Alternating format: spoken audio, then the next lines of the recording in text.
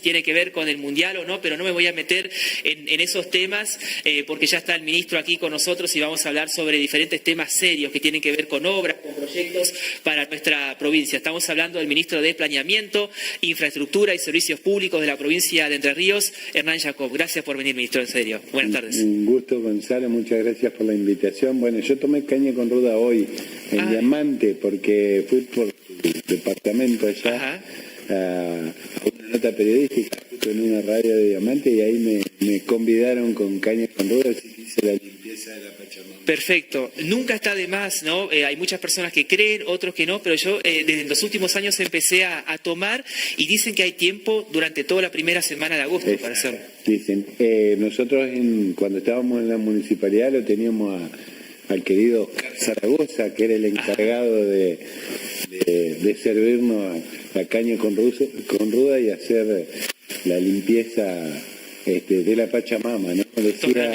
Decía Darío Rodríguez que no es lo mismo caña con ruda que whisky con Jaco. Claro, hay una diferencia. Y son 3 traguitos, ¿no? No es que hay que bajarse toda la botella. Totalmente. Un saludo para Oscar Zaragoza, que seguramente, si no está viendo ahora, le va a llegar después la entrevista a un colega, ¿no? Un reconocido periodista de la ciudad de Crespo, trabaja mucho con la parte cultural también. Genio. Bueno, ministro. Hablando de ahora que está tan de moda esto de la discriminación y todo, él es el negro Zaragoza, pero cariñosamente, todos lo conocemos así. Yo con Oscar, tiene 2 años más que yo, pero íbamos a la escuela 105 los dos, digamos, así que tenemos, imagínate, más de 50 años de fraternidad pueblerina, ¿no? Por supuesto, sin salirnos tanto de tema, a uno le duele a veces, ¿no? Cuando se habla de discriminación. El fin de semana me pasó que estuve en la fiesta del aniversario de las aldeas madres y ahí uno se da cuenta que se cae todo abajo esto que nos dicen de discriminar, porque era una fiesta donde había alemanes del Volga, descendientes de italianos, españoles y todos conviviendo, disfrutando con toda armonía. Nosotros por ahí que somos descendientes de alemanes somos los rusos, digamos, y nunca... yo por lo menos en lo personal, aunque a veces se lo decía peyorativamente. Sí, es según el tono que se utiliza. Claro. Obviamente hay casos y casos, como en todo el mundo, ¿no? Seguro. De discriminación. Seguro. Bueno, ministro, ayer por ahí nos encontramos en Casa de Gobierno, en el Salón de los Escudos, particularmente por una obra importante para la ciudad de Crespo, que es estas refacciones en parte de la cubierta del techo, la reserva de agua también para el Hospital San Francisco de Asís.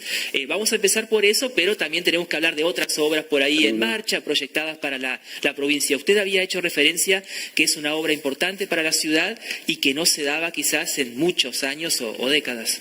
Bueno, nos está pasando y seguramente nos seguirá pasando que en muchos lugares, bueno, hoy como te contaba, fuimos a Diamante porque hoy el gobernador firmó el contrato de obra pública justamente con la empresa adjudicataria de la refacción integral de la Escuela 1 de Diamante, que es una escuela de principios del siglo XX, una escuela, el edificio está frente a la plaza, la gente por ahí de la zona de Diamante la conoce, una escuela muy linda arquitectónicamente, pero que producto de la mala conservación de muchos edificios públicos, lamentablemente hoy está evacuada, los chicos no pueden ir a clase en ese lugar y existe como una deuda histórica de la provincia, sobre todo en el interior, pero también en la ciudad de Paraná sin duda, con la conservación de los edificios. Bueno, nosotros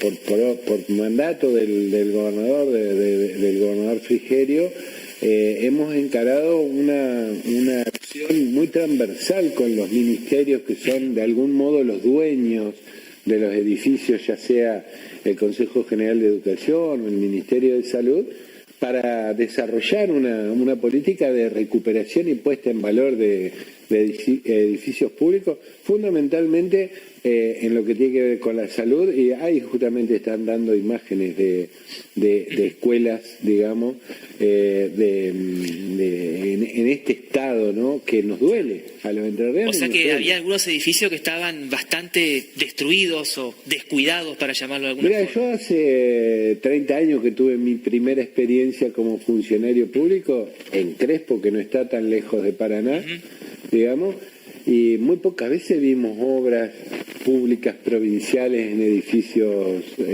provinciales.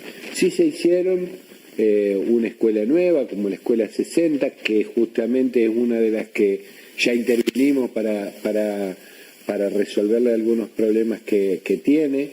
Pero el hospital ahora, yo no tengo registro de que haya existido alguna otra obra de esta envergadura, sino que en el interior muchas veces, y en pueblos como el nuestro, digamos, son las cooperadoras de las escuelas, de los hospitales, las que en definitiva, fruto del esfuerzo de la comunidad, recaudan los fondos y los destinan a la conservación de esos espacios. Pero a nosotros nos parece que esos edificios son provinciales y debe ser la provincia la que se hace cargo. Y como bien decía, ayer abrimos los sobres de una licitación para el cambio de más de 900, casi 1000 metros cuadrados de techo del Hospital San Francisco de Asís. Me decía el director ayer que estaba presente, ahí vemos imágenes del acto. Juan Pablo Schoenfeld. Exactamente. Y me decía que tanto él como Fernando Zapata, que es el administrador del hospital, me decían que era peligroso cuando llovía, porque digamos llovía más adentro que afuera, ¿no? La verdad es que es una imagen que no queremos dar desde el Estado. Un poco el discurso del gobernador se articula en poner orden donde había desorden, y esto es parte del desorden. No sé si está saliendo bien el audio. Sí. De poner orden donde había desorden, y esta es una muestra del desorden, ¿no? Si no hay una política permanente de conservación de los edificios públicos, va a ser difícil que tengamos una infraestructura en las condiciones que se merecen la gente que se atiende en los hospitales, los chicos que estudian en las escuelas públicas, los usuarios de las rutas, etcétera, etcétera, ¿no? Totalmente. Y pues es importante también el control de esas obras, ¿no? Porque a veces por ahí se hace alguna obra y bueno, para decir, bueno, se hizo esto, pero no hay un control y después dura muy poco tiempo, ¿no? Es una inversión que no sirve de nada. Exactamente. Y eso tiene que ver con el diseño y el proyecto de cada obra, ¿no? Yo en eso, con Gonzalo estamos tratando de algún modo ordenar los procesos internos, que por ahí el contribuyente, el vecino, el ciudadano no tiene idea, pero mucho de lo que uno logra transmitir en la calle, en la obra en sí, arranca mucho antes en todo un proceso, un procedimiento en donde cada funcionario público, cada empleado público se haga parte no de la responsabilidad del otro, sino de la propia, digamos, de que cada uno nos hagamos responsables de lo que nos corresponde. Yo creo que lograr que cada uno cumpla con sus obligaciones en tiempo y forma va a dar como resultado que las cosas mejoren, que estén mejor para todos, ¿no? Totalmente. Porque muchas veces reclamamos derechos y todo, pero no cumplimos nuestras propias obligaciones. Bueno, de lo que se trata. Y para eso, digamos, siempre el ejemplo tiene que venir de arriba para abajo. Yo estoy convencido de eso. Por supuesto. Bueno, hablamos del hospital de Crespo. Ayer hacíamos mención también con el ministro de Salud, una obra en marcha en el hospital de General Ramírez, en Diamante, la escuela. Creo que ahí también en el hospital de Diamante hay una obra. ¿Cuáles son? Sé que enumerar a una por una es complicado. Por ahí las obras principales que están en marcha. Hace un tiempo también se presentó este plan, ¿no?, en materia vial, ¿no?, donde enumeraron la cantidad de rutas y caminos que se habían reconstruido, lo que hace falta, la compra de maquinarias. Bueno, son un montón, si uno lo dice así parece como una ensalada de cosas, pero todos tienen que ver con lo mismo, que es tratar de mejorar un poco la calidad de vida de las personas. Sí, en esto, digamos, tenemos que partir de reconocer que estamos gobernando en un contexto novedoso en cuanto a la restricción de recursos, al retiro del Estado Nacional de la materia de la obra pública.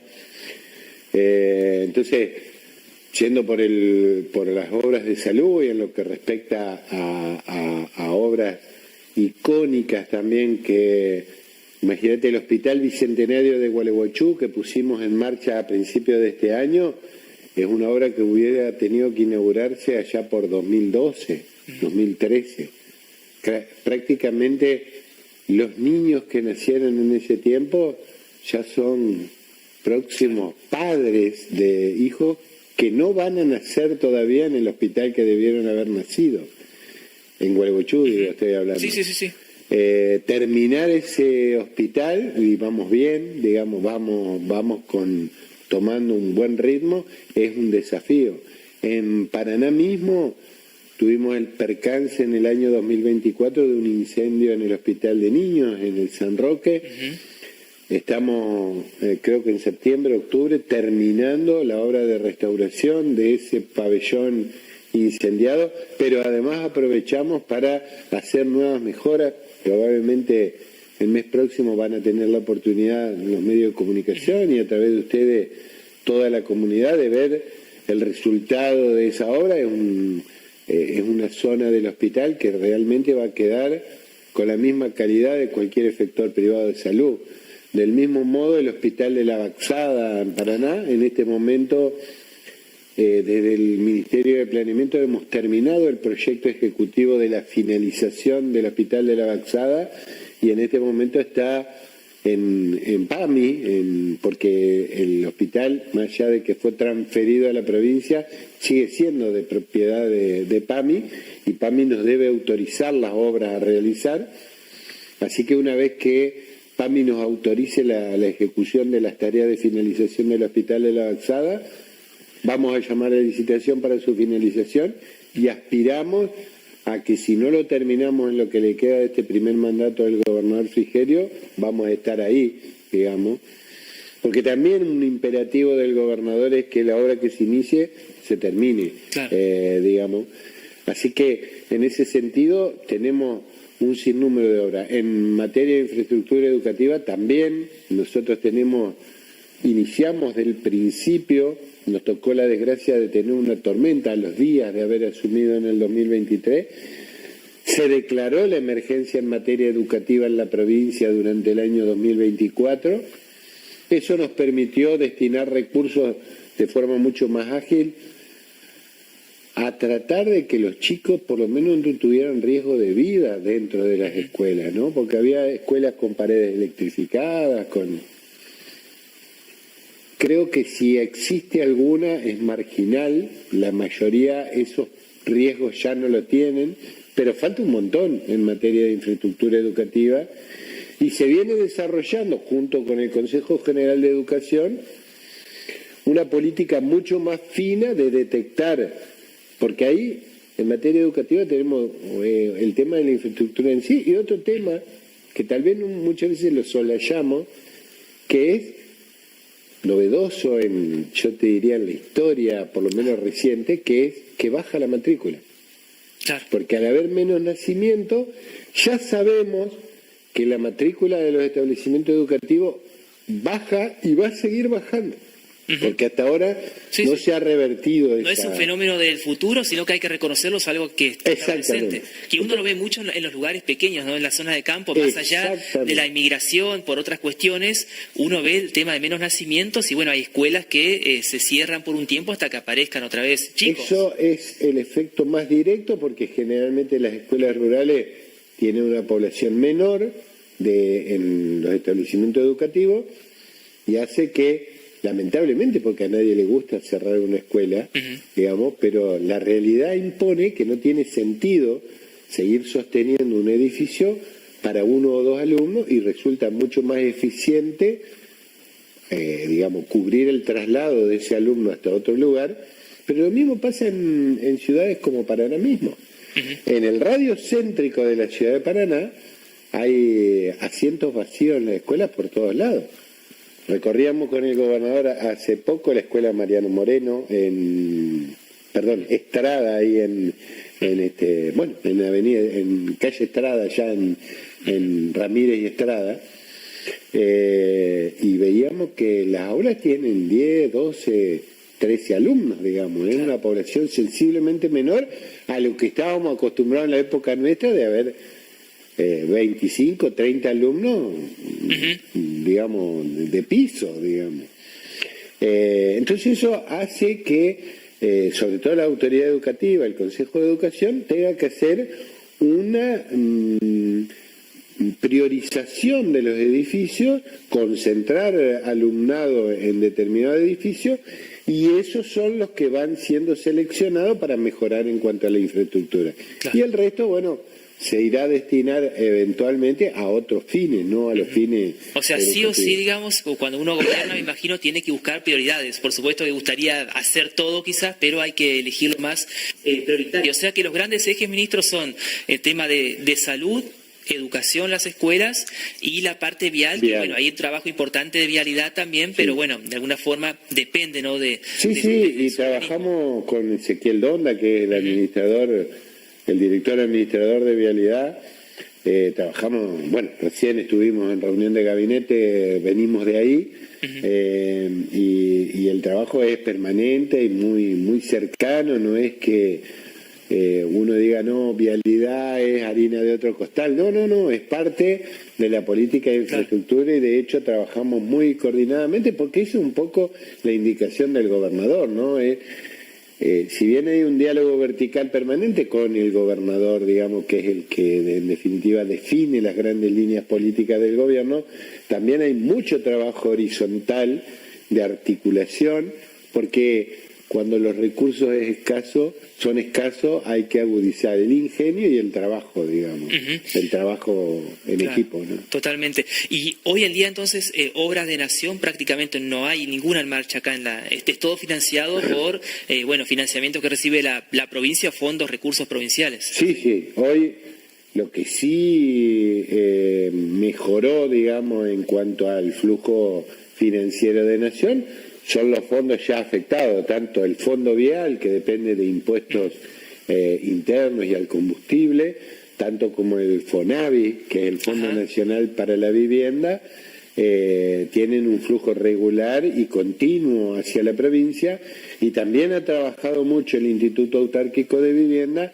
en darle mayor eficiencia al uso de esos fondos y a la recaudación de cuotas, ¿no? Porque había como un consenso de que el que era adjudicatario de una vivienda no tenía que pagar más. Digo, bueno, eso nosotros pensamos que no es justo, porque haciendo un sistema virtuoso dentro del cual las familias puedan pagar una cuota que sea pagable para su casa propia, con el valor que eso tiene en nuestra cultura, ¿no?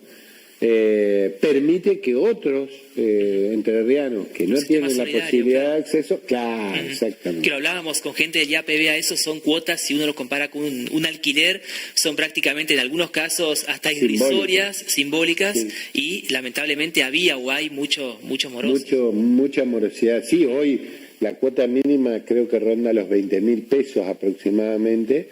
En una familia con ingresos bajos, 20.000 pesos no es poca plata, no lo vamos a negar, pero bueno, sabemos que un alquiler no se consigue por menos de 500, 600, 700.000 pesos, con muy poquito, digamos, no una casa. De modo que cambiar culturalmente al adjudicatario de planes de vivienda, es decir, que es una obligación pagar la vivienda, porque tiene de algún modo una especie de privilegio de recibir una vivienda, es una condición para que otros entrerrianos que tampoco tienen acceso a la vivienda propia, en el futuro cercano la pueda acceder, ¿no? Porque uno tiene que imaginarse, me imagino que hay una larga fila esperando por una casa, ¿no? Aquellos que acceden por ahí son privilegiados, por eso también el IAPB, tengo entendido, está trabajando en otros planes, ¿no?